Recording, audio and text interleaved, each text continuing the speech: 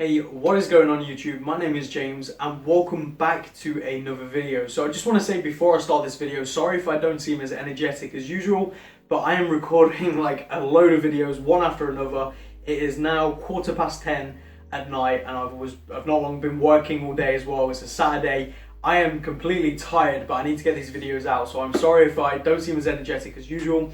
I just wanted to throw that out there. But today we're going to be taking a look at a very, very cool watch that I've had the privilege of owning for a little while now, and I'm selling on behalf of Andy. So if you are interested in buying this watch, feel free to send me an email and I can send you some high resolution pictures.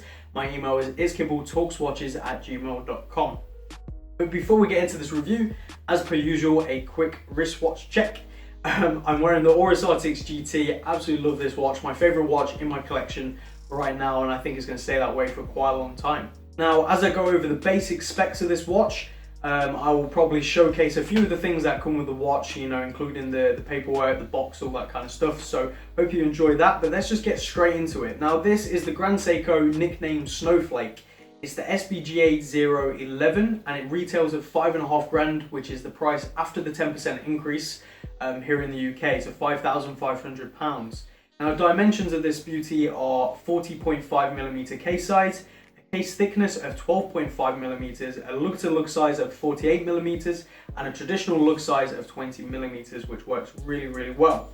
Now, the movement is the spring drive 9R65, which I'll get into more. I'll get a bit more into it in a few seconds. Now, the crystal, it has an inner-coated sapphire crystal and also a sapphire crystal exhibition case back. Sorry, I finally got there. And it has a water resistance of 100 meters. Now, as with all my reviews, I'm going to go over the pros, the cons, and then finish off with my conclusion. So let's just jump straight into it with the pros. Now, the first pro, and it should be the first thing you notice about this watch, everyone's a bit different, but mine was actually the movement. The movement was the first thing I noticed because the sweep is just literally a sweep. It doesn't tick, it has no it's just constant. It's a constant movement and it is truly beautiful. And that's because it's the spring drive, which is neither a mechanical nor a quartz. It's completely new. So I'm just going to go a bit into the movement and hopefully you stick with me through this because it's pretty cool. So a traditional mechanical watch stores energy within a mainspring, which is in the barrel. That energy flows through a series of wheels to the escapement and balance. This releases a small amount of energy, which in turn powers the hands. Now, the spring drive also has a mainspring, but doesn't use a traditional Swiss lever escapement. With the spring drive, the mainspring drives the hands. The energy is converted to electricity. That electricity powers a circuit, which powers the tri-synchro regulator. You still with me? I know this is crazy, but let's just try and get into what a tri-synchro regulator, that's what it is. It basically regulates an electric brake to allow the unwinding of the mainspring. What this allows is for a completely smooth seconds hand and an insane accuracy of plus to minus 1 second per day. To put that into perspective, cost certification is -4 plus 6 per day. So as you can tell, this movement is literally incredible. It's on another level. Accuracy of plus to minus 1 second a day. Now, as I've been wearing this watch and wearing it quite consistently, I can tell you it's actually more accurate than that. I think Grand Seiko they put their ratings when in reality they're actually a lot more accurate. This one has, for me, has been losing probably a second every 3 days, if that. You know, it's insanely accurate, and that constant just flow of the second hand is just beautiful. I think this is really a great movement. Obviously, you've got the Precisionist line within Bolivar, which is very similar but very different at the same time. You've also got there's a few other movements out there by different manufacturers that try and do this kind of thing, but I think the spring drive has really just achieved something incredible. Now, this watch has an incredible 72-hour power reserve, which is just insane. So you can very safely put this watch down on a Friday and pick it back up Monday and it's ready to go still. It has a power indicator on the dial as well, which is obviously very useful. And another thing a lot of people will notice when they first look at the watch, not pick it up, look at it, is the dial. It is beautiful. It's called the Snowflake because the dial almost mimics snow. And if you look at it from a certain angle, it looks like snow. It's absolutely incredible. And how they achieve this, I don't really know, but it just works. It is truly, truly beautiful. And it's made by hand as well, which is just another incredible thing with these Grand Seikos. If you didn't watch my review of the Grand Seiko GMT, make sure you go check that out, because I go into a bit more detail of what Grand Seiko do and what I think of Grand Seiko as a brand, so make sure you check that out. Another really incredible thing, as with most Grand Seikos, is the finishing is next to none. Like, honestly, they spare nothing. They just go in at it, and it's done perfectly. You know, the beveling, everything, the bracelet, the overall finish of this watch is on another level, and it's truly, truly beautiful. Another thing, once you put this watch on the wrist, it wears really, really well. The sizing is perfect, and I think on my 6 3/4 inch wrist, it just looks great, and it wears so nice. And considering this isn't a truly mechanical watch, and it's not a quartz watch either, it's a mix of the both. It has a beautiful movement, and it's not something you'd expect from a watch that is kind of quartz and kind of not mechanical, and yet it has probably one of the most beautiful movements I've ever seen. The finishing on that movement is just, it's beautiful. It really is beautiful. I'll hopefully have video up of it now, and you can just see how beautiful that movement is. It's truly on another level. The finishing on the hands is also just next to none. The way they do it is this technique that they used to use on samurai swords back in Japan a long, long time ago, and they use the same technique on the finishing of the case and also the hands. And it's just this level of finishing that just creates such a beautiful watch, and it plays with the light so well. When you have this watch on your wrist and the sun's out and you take a look at your watch, you most of the time you won't even check the time. You get just lost in the dial and the beauty of this watch. It has a blued second hand and a true blued second hand. What I mean by that is the way blued hands work is when the metal is heated to a certain temperature, it gets chemically blued. Or naturally blued, because it reaches that temperature and that's how the metal reacts. Whereas most hands with blue hands, they've been painted, you know, in the cheaper watches, whereas this is proper true blued hands. It has a very reliable crown, which is signed Grand Seiko, and it just works. It's not too big, it's not too small, and it has a great wind, a great feel, and it's very sturdy. And as I mentioned before, the bracelet finishing is just perfect as well. I really can't fault the finishing on this watch, and I'd say the finishing on these watches is far superior to anything within its price range. And I'm going to go out and say that. I know I'm probably going to get a lot of hate for that, but I just can't fault it. Honestly, it's beautiful. Now let's get on to the cons of this watch. And the cons of this watch are going to be a few things that I think a lot of you are going to disagree with me on, and that's completely fine.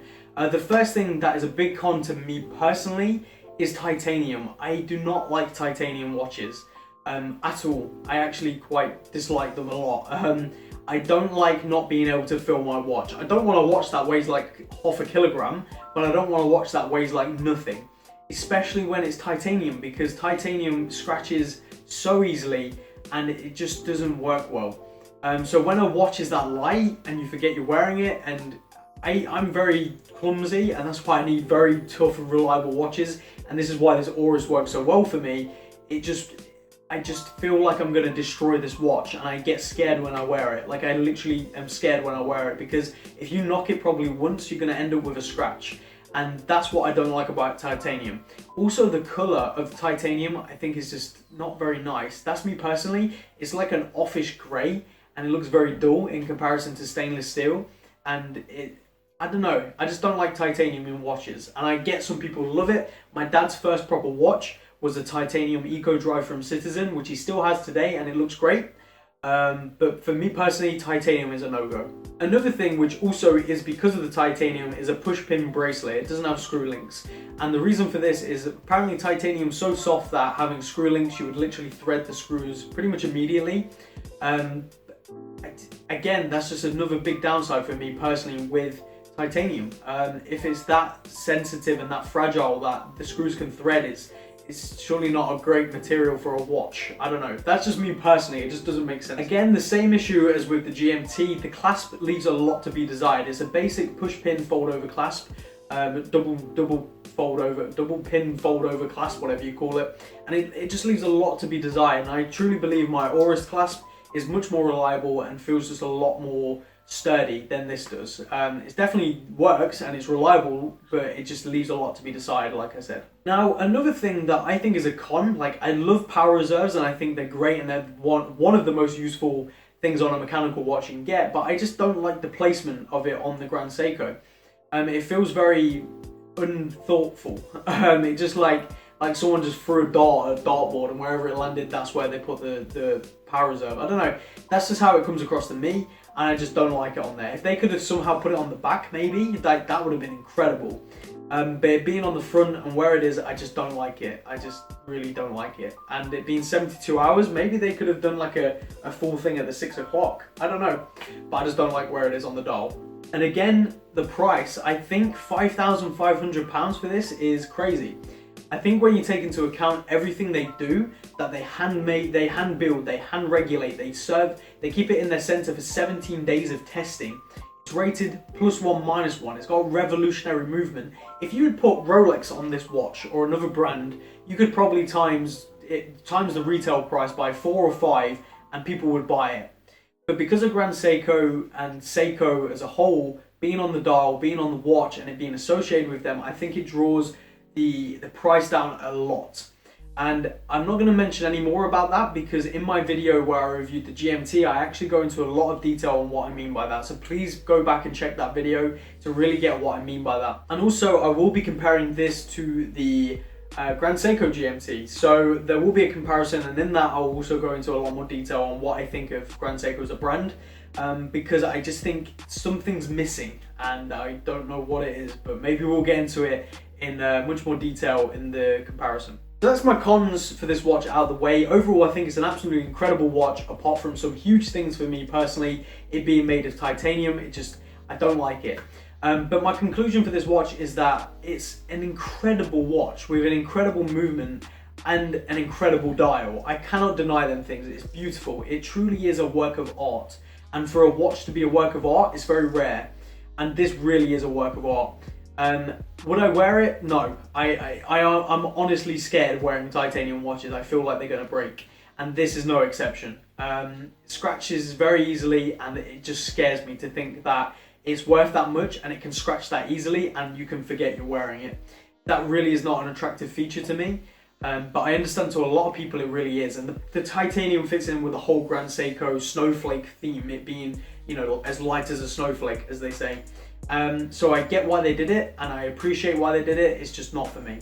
So my conclusion is this watch is not for me, but I understand why so many people love it and so many people would buy it. So if you have the money lying around burning a hole in your pocket, then definitely get one of these, and you can actually get it from me because it's for sale right now. So throw me an email. But anyway, that's going to do it for my review of this beautiful watch. I hope you enjoyed. If you did, please do leave a like. It helps more than you realize. Don't forget to follow me on Instagram, and make sure you subscribe for more. And keep an eye out for the comparison video. I think it's going to be a fun video. So thank you all for watching. Take care and peace out.